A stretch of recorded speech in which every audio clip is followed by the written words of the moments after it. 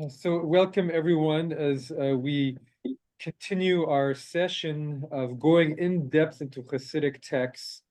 And the text that we were looking at last week by Levi Yitzchak of Berditchev, who we um, studied many months ago in this class, but we've gone back to go in depth into some texts to really deliver a very powerful insight. And we really went very deeply. We only looked at two different paragraphs last week. I know a few people couldn't make it today, but they said they would like us to send them the video, which is why I made sure to record it. And so Levi Yitzchak Berditchev, um, before we were recording the session, I mentioned a horse, but he's very well. One of his famous stories that I quote on Sukkot, because he wasn't only about going deep, deep, deep into this prophetic, spiritual, mystical place.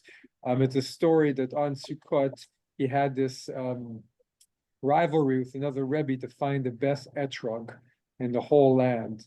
And he and this other rabbi every year would send their followers to find the best etrog wherever they could go. But one year, nobody could find the best etrog in the whole land. And they said, what are we going to do? How are we going to have this competition? The etrog, by the way, right, is a citrus fruit that you use on Sukkot. It's like a citrus fruit, but it's unique. You grow it in special places, and it's symbolic of the heart. And there's a tradition to find the best way when you can, and some people to this day look with magnifying glasses anyway.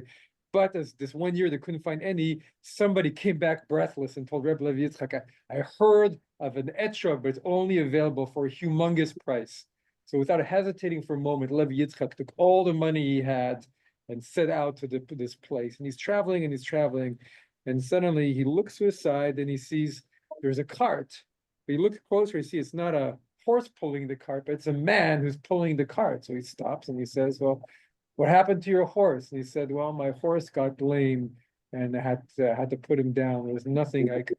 So if I'm missing a beat, what he said, well, how much would a new horse cost? And he told him, and it was the exact amount of money that he had. So without missing a beat, he gave him all his money. He went back and told his followers, this year we're not going to win the contest. And so when the followers of the other Rebbe heard Levi Yitzchak did not have an etrog, they started rejoicing, saying, we're going to win this year, we're going to win. But their Rebbe said, shush. When we were still competing with who could daven the best with the four species in the etrog, and I knew I was going to win. But when Levi Yitzchak started to daven with a horse, there's no way that I could win the contest. And so I bring that story because to show that the Levi Yitzchak, what he would obviously, these powerful states he were going through weren't just taking him to incredible places, but they were profoundly affecting his heart and his charity and his love of his people and his ability to uplift other people. And so to take us back to where we were last time, which we didn't get very far, this is a text which I translated myself because I found that the translation was inadequate on Sefaria. And a few things have gone back and forth in my mind since, and I may have gone too far in some ways, but I think I've conveyed well what I believe Levi Yitzchak's vision was. Levi Yitzchak, I think he was talking about his own experiences, and he's considered, this is one of the greatest Hasidic masters, and he's speaking through the language of tradition, but so I'd like to go back to review very quickly what we looked at last time, and then we're going to go forward. And again, this is based on that verse from the book of Genesis and chapter 15, and Abraham's vision. And so we have this place of Abraham's vision.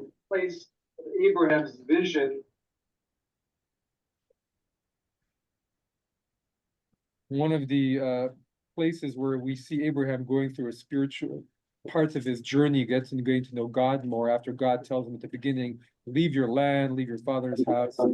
Then we have more and more moments where God speaks to him and blesses him and takes him further. Now more and more. The biggest moment is a little bit after this episode when God says, "You are no longer Abraham, you are Abraham," and so then he becomes the leader of the Jewish people. And so I just want to reread this because I think we're going to go further today. And it's important. So sometime later, the word of the Lord came to Abraham in a vision. He said, "Fear not, Abraham, I am a shield to you. Your reward shall be very great." Abraham said, "Oh Lord God, what can you give me, seeing that I shall die childless, and the one in charge of my household is his servant Damascus Eliezer?" Abraham said further, "Since you have granted me no offspring, my steward will be my heir." The word of the Lord came to him in reply, the thou one shall not be your heir, and none but your very own issue shall be your heir. He took him outside and said, "Look toward heaven and count the stars, if you are able to count them." And he added, "So shall your offspring be." And because he put his trust in the Lord, he reckoned it to his merit. Then he said to him, "I am the Lord who brought you out of Ur of the Chaldeans to assign this land to you as a possession." He said, "O Lord God, how shall I know that I am to possess it?" He answered, "Bring me a 3-year-old heifer, a 3-year-old she-goat, a 3-year-old ram, a turtle dove, and a young bird." He brought him all these and cut them in two, placing each half opposite the other, but he did not cut up the bird. They cut all these birds in two. This is called the covenant of the pieces. Birds of prey came down upon the carcasses, and Abraham drove them away. This is the moment. As the sun was about to set, a deep sleep fell on Abraham, and a great dark dread descended upon him. And God said to Abraham, "Know well that your offspring shall be strangers, the land not theirs, and they shall be enslaved and oppressed 400 years. Execute judgment on the nation they shall serve, and they shall bring great wealth." And so it goes on and on and on. But right, this is a really powerful moment. He has this ritual, this great dread comes upon him. So we're saying, well, what happened to Abraham? So I think Levi Yitzchak is saying, well, what happens to all prophets, right? This is what we talked about last time. What happens to all prophets when God's word comes upon them? What actually happens to them?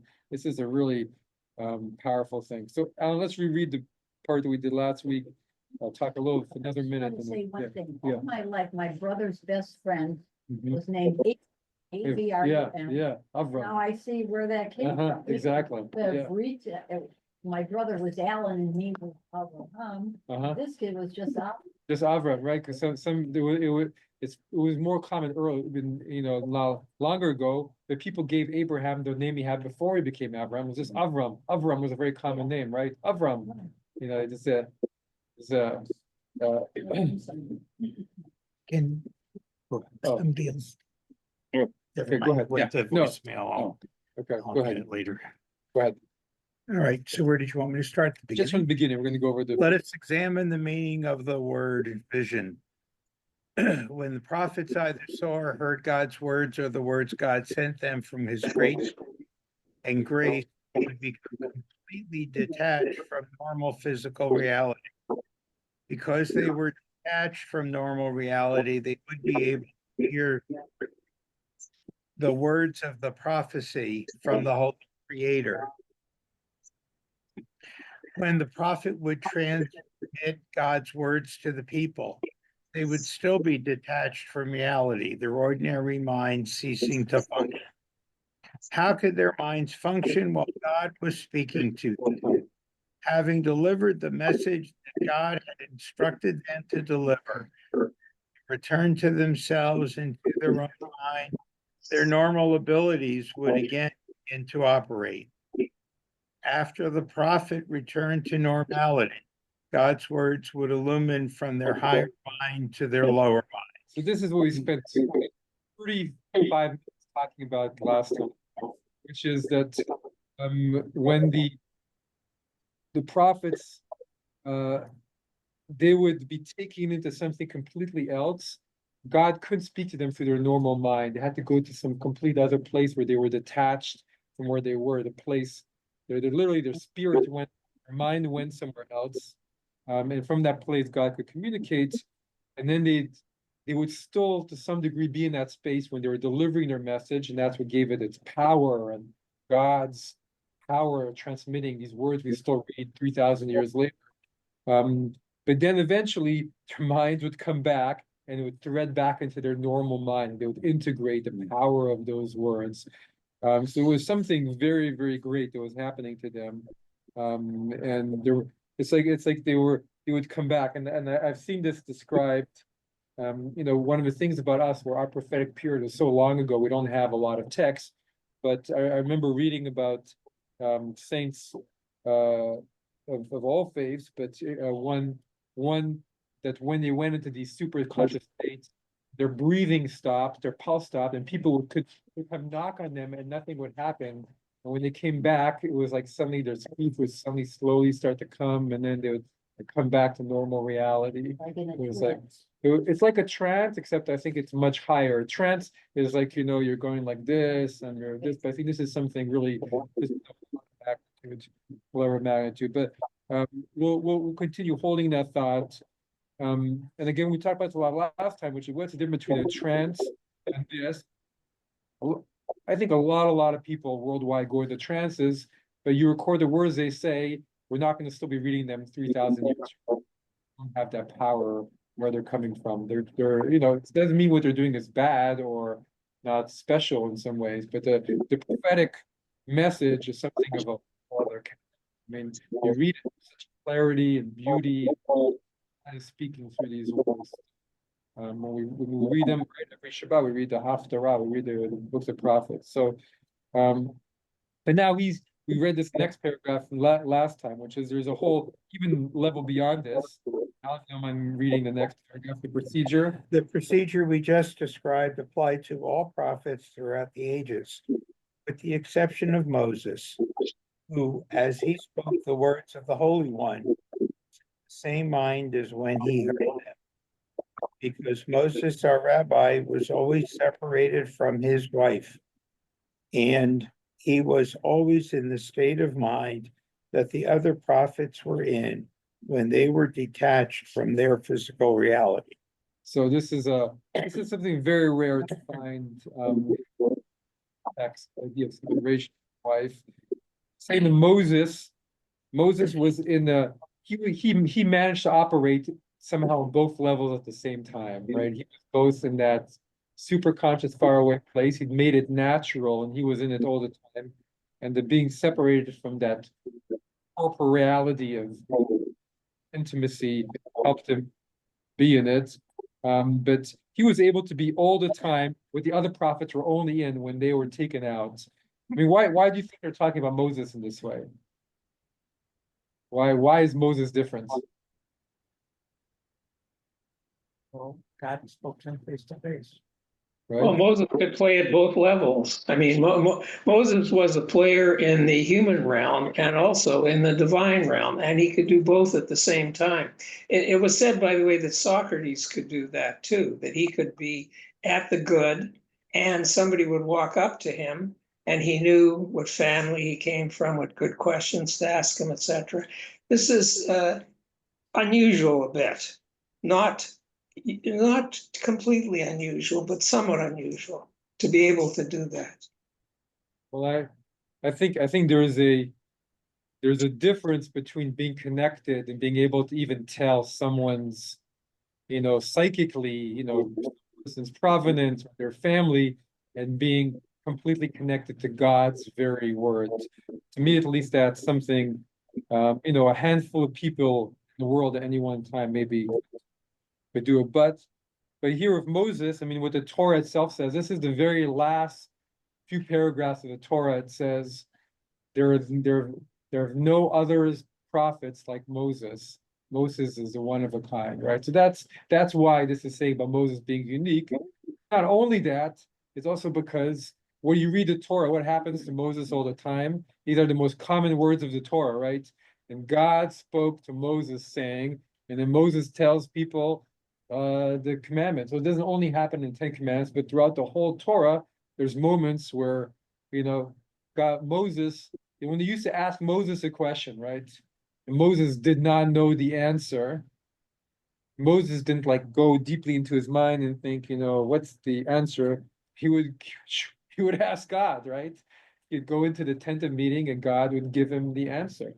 And so that's something would be useful to have, right? To have that access. And He's so a super prophet. So he was a super prophet. So I say, he was, and so this is the thing. Not all prophets had that. God spoke through them sometimes, but very few of them had that ability to be continual message to God. I mean, he was a super prophet. So there were any of the other prophets close to that or that level. There's all kinds of things. Even though we say he is the greatest, were there others who were, Isaiah, Jeremiah, Ezekiel? We have all these different things. I know I don't want to get into that, but there's a sense in Moses' prophecy, that God was, he was able to go to that place where, okay, now I'm talking to all of us, and then he'd go into the tent, and suddenly his mind would be taken up, and then he's coming down, and then he can talk to everybody else and relay, and then he can go and tie a shoelace, and so he in the East they call this sahaja, it's this natural state, which is really, I think only a handful of people in the world. Any one time can. Did Moses have a speech impediment? Moses did have some kind Yeah, of speech right, so impediment. maybe that It had could have something to do coming with it from, also. yeah, beautiful, yeah, maybe, yeah. Oh, yeah, that's powerful, having to operate in both worlds, maybe your mouth doesn't quite work very well, it's like, So maybe in the higher world, Yeah. he spoke better because God was. God was, yeah, he was more conscious in that, but I read that there's some of the greatest masters when there is in that state, not Moses, but the one where you go into the other one to get them to come out. It's like you blow like a shofar, you have to blow a shofar in their ear, and that's what gets them to come out of it, because that's the only sound they'll know. Anyhow, let's continue going since we're Ryan, if you don't mind, because God's words to other prophets came in the form of parables or images, and Moses' prophecy was without parables or visions. For the other prophets, the prophecy is what the higher mind dropped into and illuminated in the lower mind for them to be able to express the divine communication in the words the physical mind can grasp. The higher mind needed to use parables and images to make the lower mind understand, because really the mind cannot take in all of this. But Moses, as God said in the Torah, not so with Moses, my servant.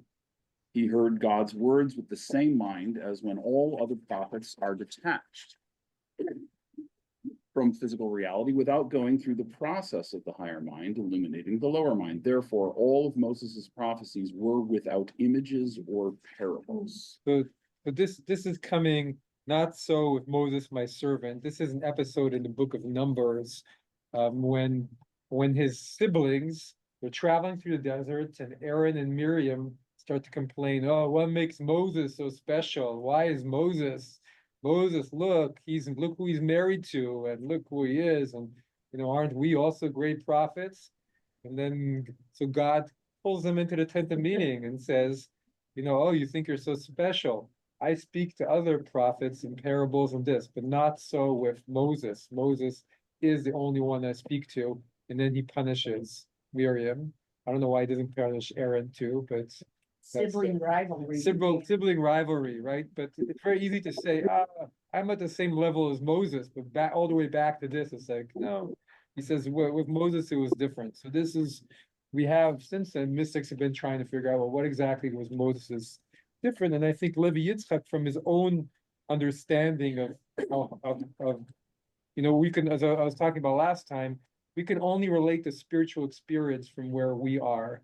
And so the spiritual experience we've each had is the only thing gives us a window on what the other, reading into others.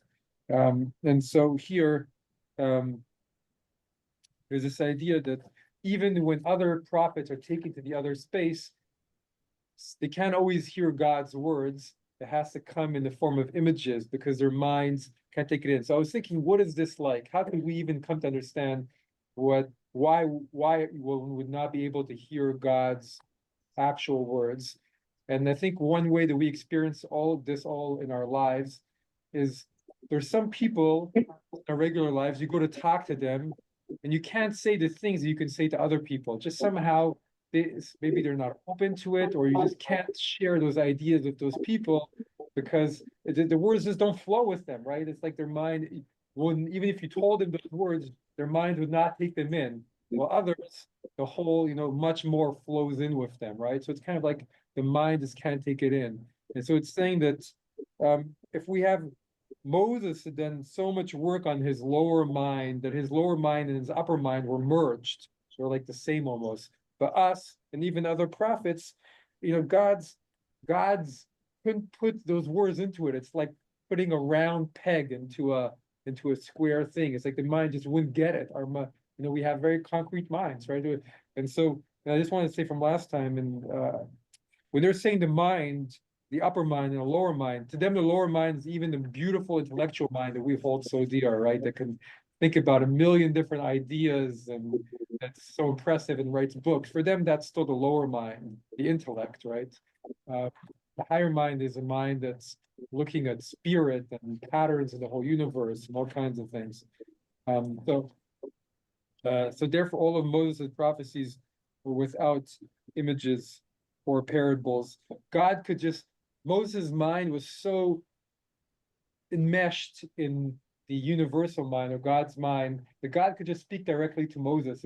It's like those people with us. There's some people in our lives that we can just, you start talking to them and you can say anything, right? Your whole life pours out to them because there's such a sense of your minds being connected. It's not like you're not pulling teeth, right? Some people like you're pulling teeth to try and talk to them, right? But this is like, the mind is like this. So Moses and God were so like this in their minds that God's words just went boom and say to the people, so yeah, go ahead. Is in sorry, I got forgotten his name. Levi Yitzchak. Levi Yitzchak.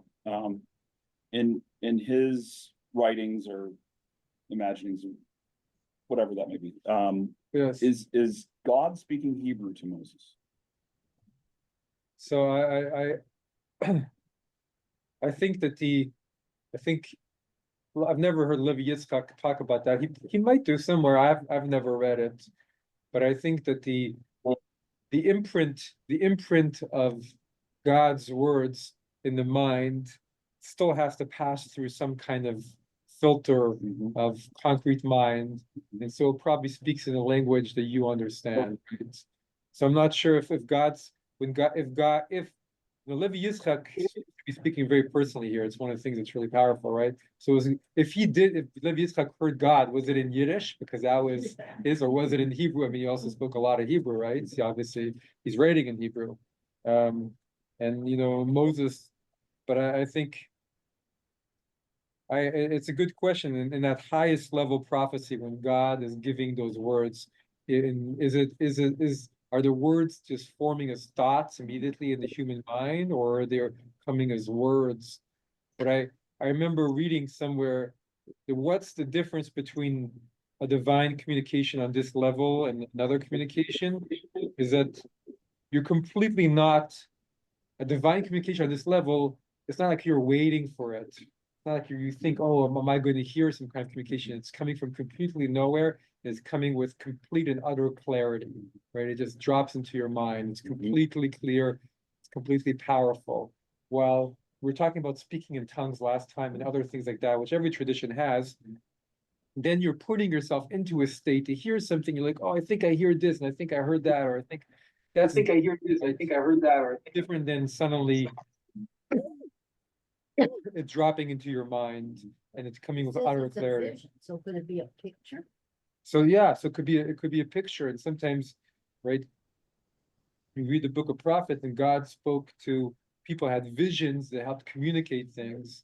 And right in the Torah, so God speaks in dreams to other prophets, or speaks, but here, not so with Moses, my servant. But it's like I'm thinking of it as a Vulcan mind meld. Love it. Yes, I love it. Yeah. Do you know what it may be too, is that what comes in is every language. It's before language splits into its many forms, into its many moments. So what comes into Moses is every language, and because his frame of reference includes a particular language, so he would hear it in a particular language, but I assume he would also know that it came in every language. But there's stories, I can't remember where I read this, of people who, maybe not Moses or prophets, but masters that are talking, and suddenly they're able to talk in a different language, and where it comes from, who knows? But suddenly, they're talking this as a language, or it's coming. Yeah, well, in the yoga work, the siddhis, which are the powers that the yoga the gets through studying, and is supposed to avoid because he might get trapped in them. One of them is being able to understand all languages, including the animal languages, at first hearing. Yeah. There's a place in superconscious. Go ahead. Yeah, I just want to pause it, what's going through my thoughts. Go for it, please. Get feedback, see if I'm on the right track. Yeah. So what I mean, in my mind, the intimacy of prophets is their focus is on God and a relationship, and Yes. that, and it's so, and it's just, and so becoming a prophet, it's something that's kind of bestowed on them, because as they grow closer to God, it just happens. It's not their goal. It's just something that happens. And so I think that, that's a profound statement about Moses, that is, whatever component you want to call it, whether it's heart or his mind or whatever, but his seeking of God was so complete and so intense that he had such an intimate relationship with God. I mean, because like what you've been describing, it's a total intimacy with God. Right? Yeah, no, it's interesting because there's the element of it that's just, you got to be chosen for this, right? The God, you can work all of it. It's not like you work at it. When you go to get your doctorate, if you present a good doctorate, you're gonna get your doctorate. It's okay. But it's not like prophetic school is that way. There's an element where you got to be chosen, right? We're called.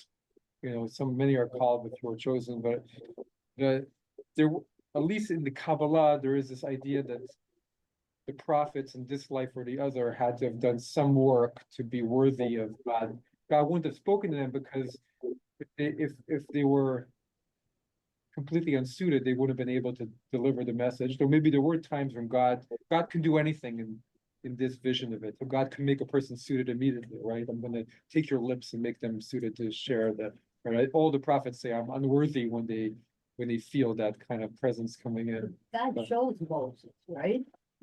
Well, it's interesting because there is that moment where God, Moses says, "Well, who are you, God?" Or what does God say? You can't see my face; you can only see my back. So did God see other places? Seems to, where he did see God face to face. So did Moses see God face to face, or did God see? Even Moses only see his back. I mean, this is where in my mind, it's not as definitive. There's infinite variations and gradations to this in my mind, right? In my mind, there's infinitely gradations. So even in what Moses saw, might have seen his face to face.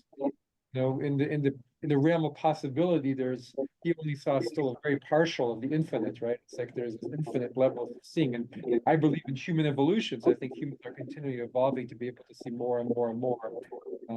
But it's we don't have as many individual prophets, but as a group, as a humanity, evolving to be able to have these kinds of conversations. And maybe my recollection is off, but wasn't it after Moses requested the scenes? I said, you may not see, but you'll see my back. And he passes, and of course he says the 13 attributes. The attributes. And then, but it's after that, then where it talks about panim lapanim, like face to face. And isn't it sequential in the narrative? In my memory, that's how I remember it. It comes afterwards, but I don't think it's in the same episode. No, it's not. It's after that moment, and it's after that moment where Moses's face starts to shine so much. Right. He has to put a veil over his face because it's too much for other people. Behold Moses's radiance. So I think that speaks to where I began here, which is it's not like this happens and you're going in some trance where you're moving away from humanity and you're going away from. This is something that's empowering your ability to affect change times a million. And Moses' power is so great that people like, I can't even see your face. But still guiding 2 million people through the desert in a period that's engraved into our communal soul, right? And sets the stage. Well, if you're talking about did God choose Moses or vice versa, don't you have to go back to the burning bush? I mean, Moses was the one that actually finally maybe saw it, or was finally maybe saw it, or was someone that saw it. And it was almost like there was a mutual connection of some sort that had to develop, but Moses didn't have to go over and see what it was, you know. Beautiful, yeah. If maybe if one of us had gone, we wouldn't have been drawn. We wouldn't have had. We wouldn't have been drawn. We wouldn't have had. So there's a teaching that because Moses was 40 when he left Egypt, right? And then we know he was 80 when he came back to Egypt. So what did he do for 40 years? He was just shepherding sheep? And so most of the Midrash say he was, studying, learning spiritually, right, from his father-in-law Jethro or others or whatever. And there's even a whole Midrash, which we know when this Midrash is from because of the context, but it says that Moses was studying with Jethro, and there was this tradition that there was a well, and in the well there was a staff that'd been there since primordial times that was stuck in the stone, and then nobody could take out of the stone. And then everybody had tried, but nobody could. And the tradition is that this was the staff of Adam and Eve, and nobody could take the staff out of it. But there was a tradition that whoever would take it out would be the Redeemer. And so people tried to take out the staff, nobody could, but that was the staff that Moses took out and pulled out, and that's when Jethro saw, wow, this is somebody special, because he was able to take the staff of Adam out of it. So, this midrash is obviously from medieval times and mirrors other literature, but it was giving an idea that the rabbis felt that Moses had some kind of spiritual tutelage with Jethro, and that he was recognized as being some kind of funny midrash, though, right? So let's move on, because I want to make sure we finish today if we can. Morris, if you don't mind. Oh no, there is another level. Go ahead. The second paragraph of page 2.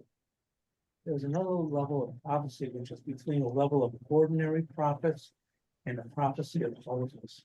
This level is manifest when the higher mind addresses the lower mind of the recipient, but restricts the intensity of the experience so that it does not overwhelm the recipient.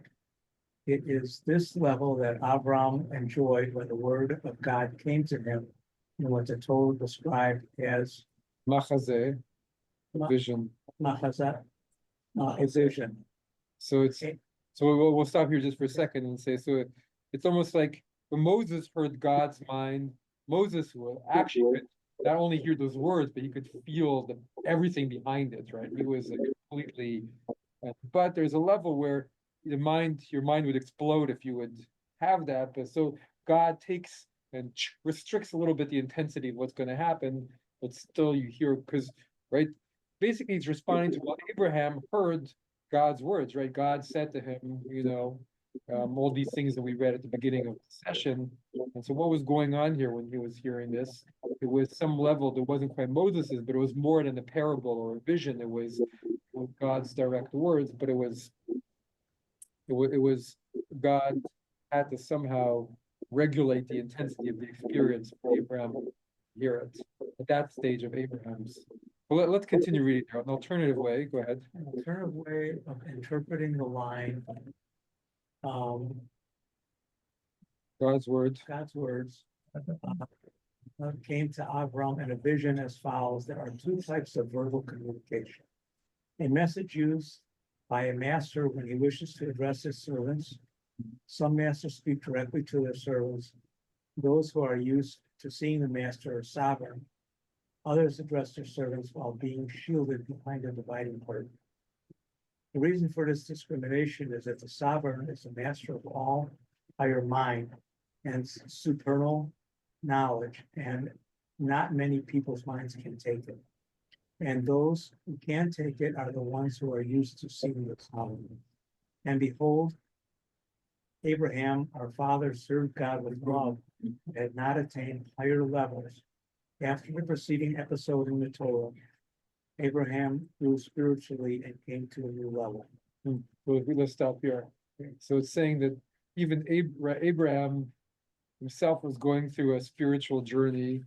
And even Abraham before he was hearing God's word from afar, but here he was coming into a new place of intimacy with God, being able, what you were saying, Diane.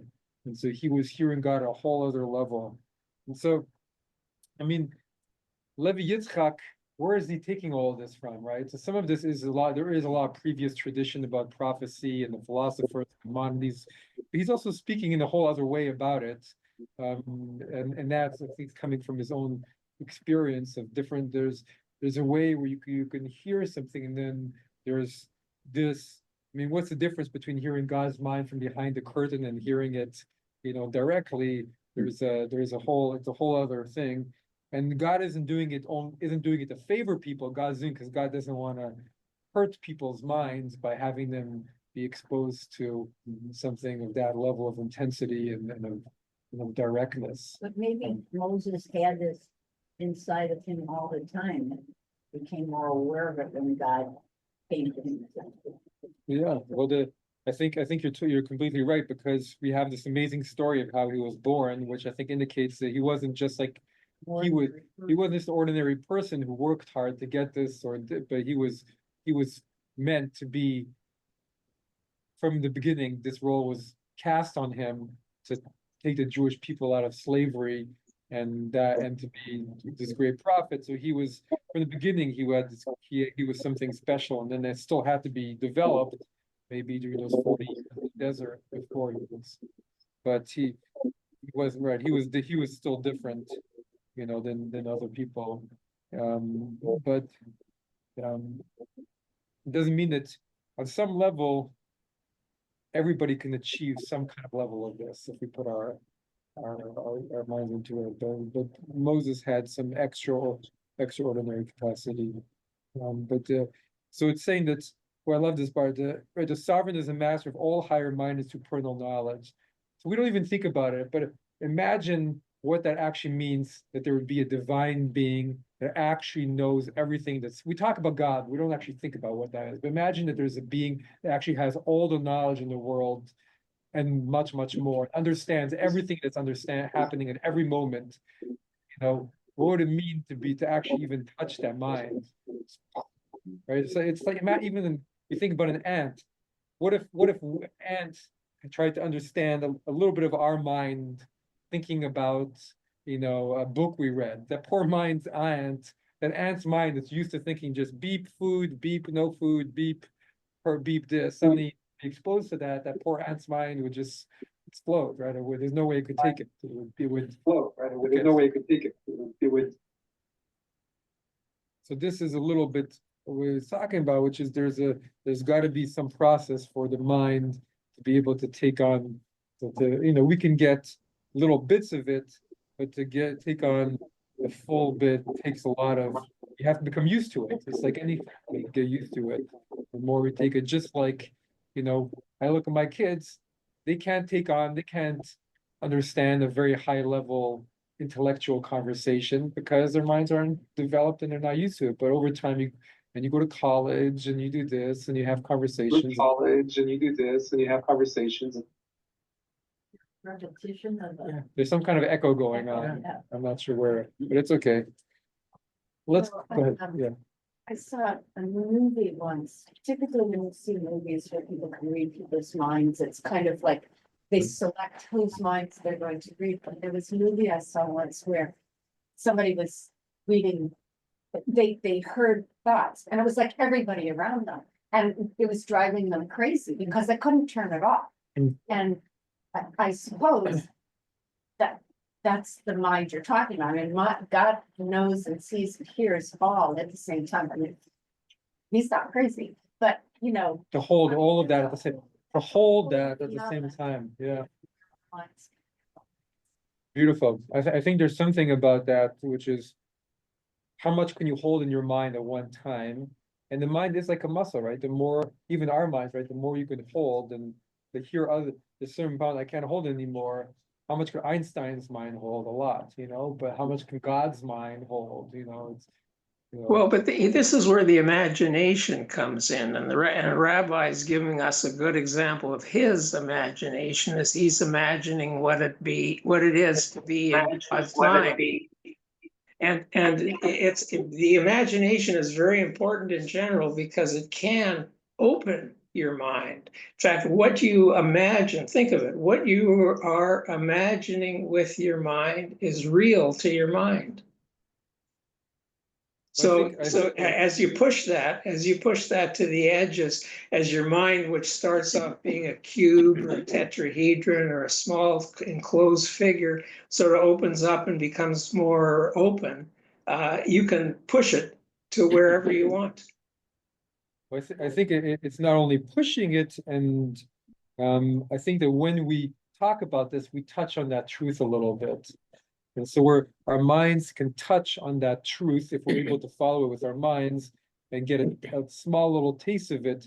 So the way I understand the creative imagination, which is the ability of the mind to imagine, is that it creates a bridge from where our mind usually is to a place that's further away in consciousness. And so we use the power. That's why especially Kabbalistic meditation has a lot of visualization, but it's like you're using your creative imagination to then reach a place in consciousness where it's true. Because these are just states of mind. And so I think Levi Yitzchak, for him, of course, he wasn't able to completely get into the mind that's overshadowing our whole planet. That is or maybe he was able to get glimpses of it. But I don't want to confuse we're using the word imagination. The imagination, the way a child's imagination imagines a castle in the air, this is an imagination. It's using the power of imagination of the mind and then touch on a reality, on a state of mind that's true, on a higher state of mind. And so this is what we do in meditation. We try and use your creative imagination to then touch on a new level and then hold on to it. And then you can hold that state of mind that's more united with the oneness for longer and longer and longer. And so what he's doing really is giving us a window into a way of thinking and being that's very high. It's not always easy to access it. But the more when one tries to go into that place, and that place is a place that when you come back from it, it gives you more and more ability to be kind and compassionate and knowing and all these things and make us more human. I think that's we often talk about being human beings being flawed, but in this sense, being human is being more compassionate and loving and kind and all these traits as well. So let's continue on because I want to get to the end because the end of it. Norma, if you don't mind, this is why the Torah introduces paragraph with the words after the preceding events. He was now able to take more of the divine mind than he had before. Still another method of understanding our paragraph. God's word came to Avram in a vision as follows. There are two kinds of servants of God. One, there is a person who serves with a higher mind and sees with his inner eyes that there is one who is always creating all and serves him. Another person is graced with a special divine inspiration, commonly known as Siyata D'Shemaima. Originating in the celestial region. The one who serves with his higher mind sees the Creator. Other one who is given divine inspiration does not see the Creator. The one who serves God with his higher mind can transmit and shower his view to others and give birth to an awakening of consciousness in others. The one who serves God through divine inspiration cannot transmit to others. Avram had by now attained that level of using his higher mind to see God, but could now be informed that he would also be blessed with a descendant, because now he was of the level of birth others into higher knowledge. The physical, the spiritual fatherhood of Abraham. So this is a paragraph that I translated completely differently than they did. Huh. And I'm still not sure exactly what he was getting to. 100%, but I But it tried says here to. he saw God, So- it doesn't say he only saw the back of it, Yeah, I didn't say, no, he saw, well, he saw something in God. something. And so this is what what I understood of this, and the Hebrew is, you know, Levi Yitzchak is speaking again in things that are beyond the concrete mind, so it's very hard. But what I understand is that he's saying there's two kinds of, these are again two more different levels of prophecy or servants of God. He's saying there's one that not only that's able to see with the inner eye and comprehend what they're experiencing, right? Basically everything we're talking about, right? We're talking about comprehending as well as experiencing. So not only is God giving you something special, but you're understanding some of the universe through this experience, right? It's opening up your ability to understand and see and everything. And then there's the other one where suddenly you get a bit of divine inspiration that lifts you up, that makes you feel closer to God, that can, make you feel connected to God in all kinds of ways. But it's not like the one whose inner eye is open that can actually understand this. Because when you actually understand it, that gives you the ability to then open up other people to understand it. It's like your ability to understand the universe we're living in is actually suddenly opened up in a new way. But only someone who actually understands it, which is a more difficult level can achieve, could then bring other people through. And so who's Abraham? We have all these things, but who is Abraham? Abraham is a world teacher who changed humanity's course forever. So how did his understanding of the divine do that? It's because this was a moment in his journey where he moved forward and was finally able to understand the universe in a different way. And the more he went on further after this still, but he was able to come to a place where he understood it at such a level. We're not talking about ideas here. We're talking about vision of the universe, because you can have ideas and you can have thrilling ideas that, but even a thrilling idea can die out after 100 years, right? And even the big ideologies of the 20th century, right? Will they still be around in 2 centuries, or how will they morph and change? But something of what these ideas came in transformed humanity for millennia and changed the course of history forever.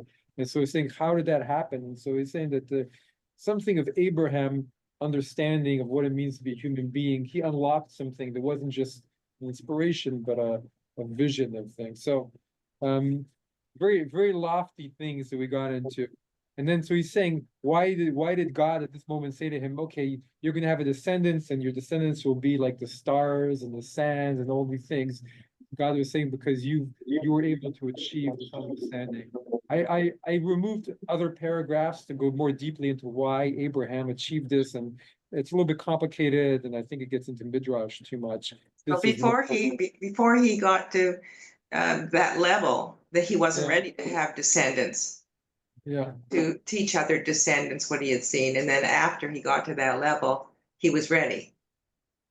That's exactly it. He was ready, and so because he was ready to be the spiritual parent, God was like, I'm going to make this miracle happen for you to be a physical parent. So there'll be the transmission will be able to happen. That's how Levi Yitzchak exactly is interpreting why this moment is when God reveals to him you're going to have a descendant. Why doesn't God reveal to him, before? So is it possible at that particular moment that his will connected with the will of God? We're talking about vision, we're talking about mind being connected. Is will ever connected? Can you connect your will with the will of God at that particular point, and will what you want, like a kid?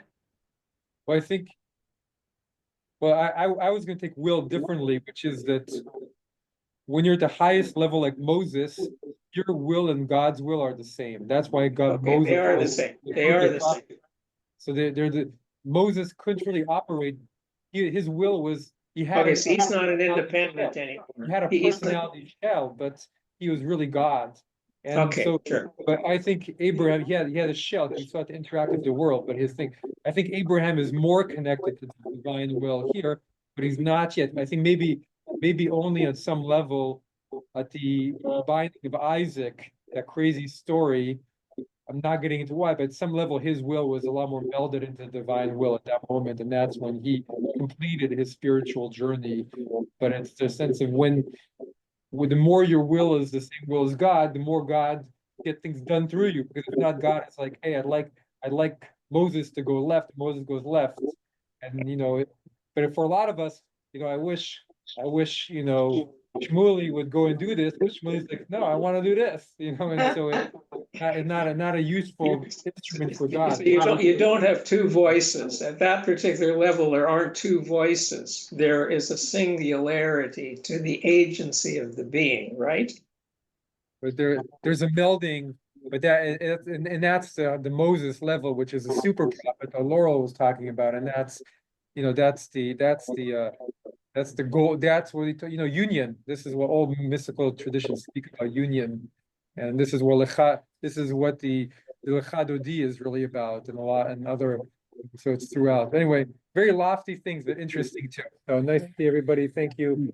I've got to leave a little bit early. I'm not sure what we'll do next week. We might not meet next week because there's the preschool Purim meet, and I have to figure out what my role is. You have to come in costume. We all have to come in costume. Question, Thank you, everyone.